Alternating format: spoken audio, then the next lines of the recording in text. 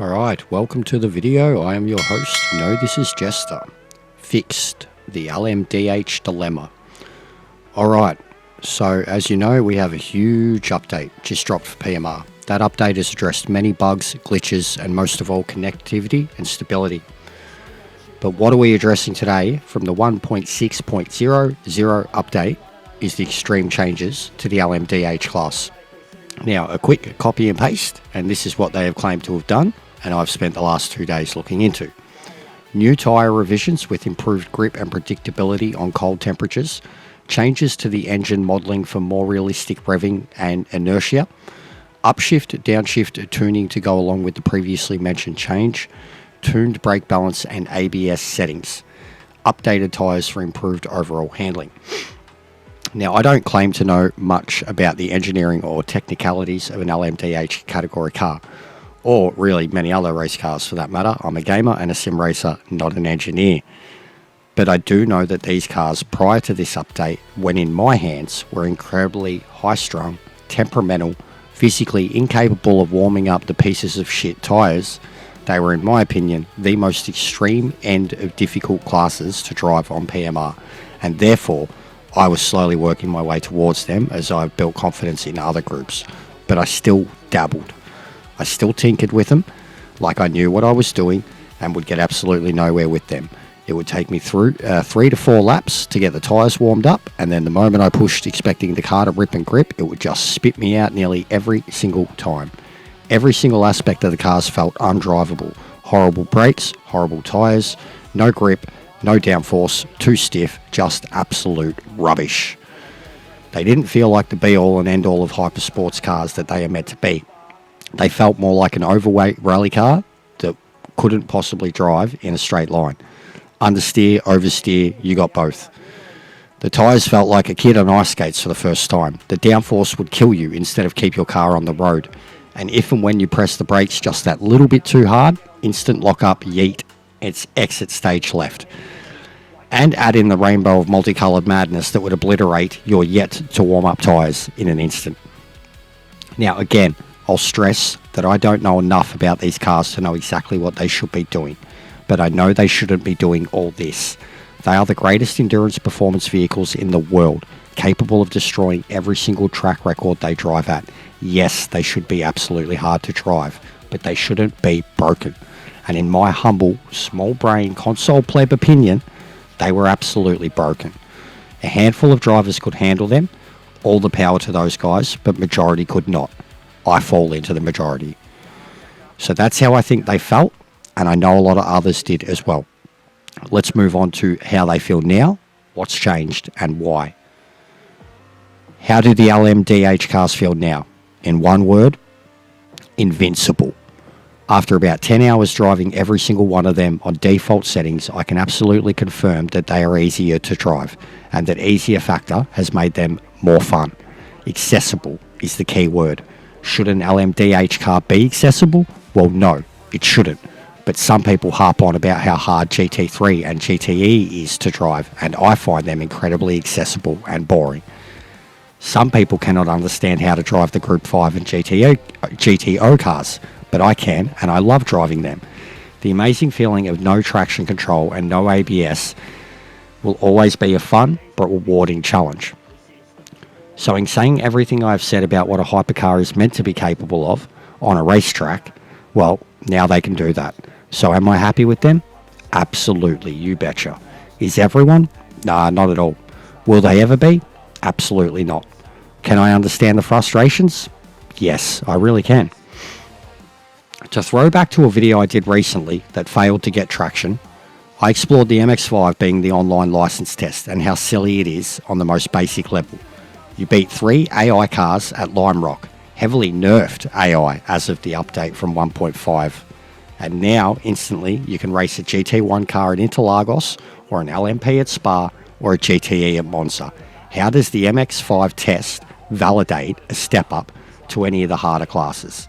So what I'm stressing is that some classes have always been hit and miss with scaling of a difficulty factor, and this game, with so many classes, is bound to end up with some similar features across those classes. And this in itself is where the sim racing elitist will get upset time and time again. Don't make it easier, make it real. And that's a whole different video, but that's essentially why the salt is thick amongst them right now. And I understand. So anyways, I'm getting a bit lost here, just trying to address some issues I'm being approached about or seeing online already. Let's get into the good or bad, depending on where you stand on everything, like I just said. So since 1.6 has dropped, I've driven nothing but LMDH over the last 2 days, with a GT3 and a GT race being the single sole exceptions. I have tested every one of them on the game's baseline default setups. 1.0 on nearly every single feedback setting. Untouched suspension and roll bars. Didn't change any PSI from track to track. Stock setups. Testing the game's pick up and play ability with a class they have sworn to have improved on and a class that I personally struggled with. And I'm extremely happy. As a console pleb, someone who will only ever be a keen admirer of the PC sim community, I don't know any better. I don't claim to. I set up any of these cars based purely on feeling and feedback. And I can report that my Logitech DD wheel is now absolutely providing the best level of feeling and feedback that I've ever had in the LMDH cars. The very first laps, I had all sorts of happy feelings in my soul as the car finally did the things I wanted it to as quick as I could physically be capable of doing them. I then spent the entire day testing every single one of them. Some of them better than others. Some, like the Valkyrie, still maintain some pure snap and character. The Lamborghini is better than it has any right to be. The BMW is an absolute monster, and the Peugeot is an underrated gem. The Porsche is outright invincible, an absolute weapon on the racetrack. But they are all now capable of being driven by all skill levels. And that is both the thing we needed and the very thing upsetting the purist. But I still believe that just because they are more approachable does not mean they are any less skill-based to succeed in. As someone who has struggled with them, but excelled in every other class, I found myself instantly falling in love. And after a few straight lobbies not qualifying and beating the pack from the back with a PB a few seconds faster than anybody else, I knew that they had changed so much that someone of my skill level could instantly adapt and push them to their limits. Some of the regular players may find the cars better and easier and think they are doing well, but true alien speed, setups and skills will still absolutely separate you from the average bear. So that's where I'm at with the LMDH cars post-update. I will have a few more thorough update reviews coming out hopefully in the next few days. If you agree or disagree with me, let me know in the comments section. Just dislike, share and clip up the bits you hate or disagree with. Just let me know what you really think and if any of what I have said makes any sense at all. As always, I know this is Jester. Big ups, be good legends. I'm going to leave you with some absolutely beautiful footage from the newly improved cockpit that I rarely use and get constantly attacked by the elitists for. On the Nordschleife, just check this out, guys. If I can do this now, then a lot of other people should be able to as well.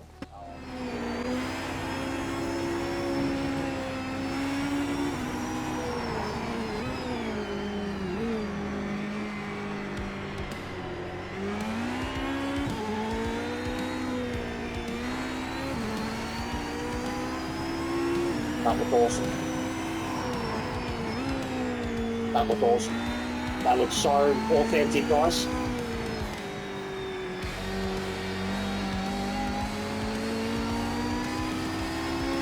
No pedal glitches, no, not, and I've been testing it too, mate. I've been getting on the throttle before the start of the timer. No one else has reported one. How is there someone ahead of me? Oh, GT1. Like, how is there someone ahead of me, but I went first?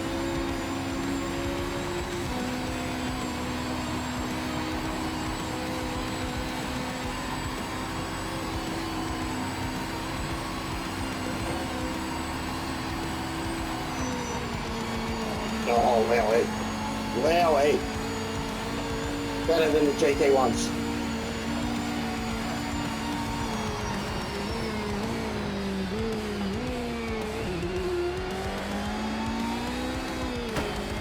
Sorry. Sorry. Fucking. Me and dog shit are the only ones who seem to have physical contact with each other. Everyone else goes, oh, that flag. Ooh.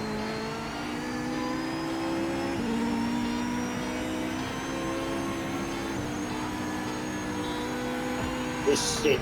This is sick. This is the most immersive feeling I've had on this game.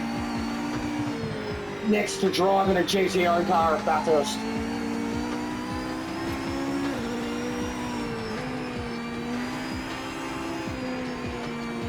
This feels so legit.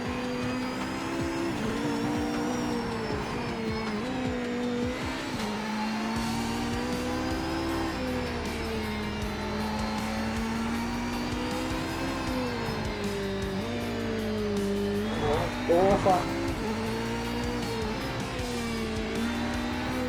Oh, you can really get the front tires on curbs now too. If you go too slow, it will still whip you and grab you, but you can really take them. Silverstone, I was pushing it and I punished the tyres as a result. Race officials called a track limit violation. Good for them.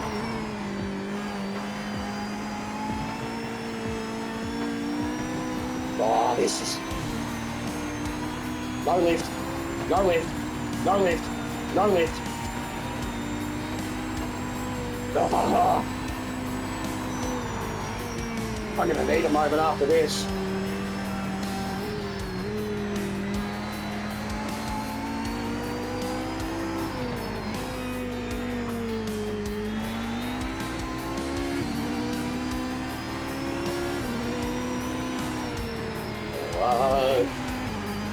At the time of my life, oh, I've never felt this way before.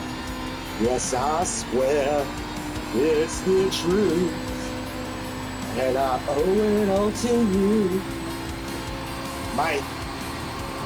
This is.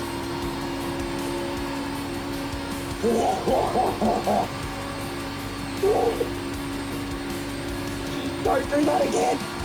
Fuck, I'm gonna burst in the thumb.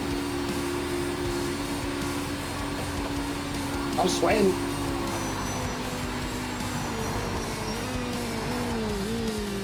Oh, fucking sexual.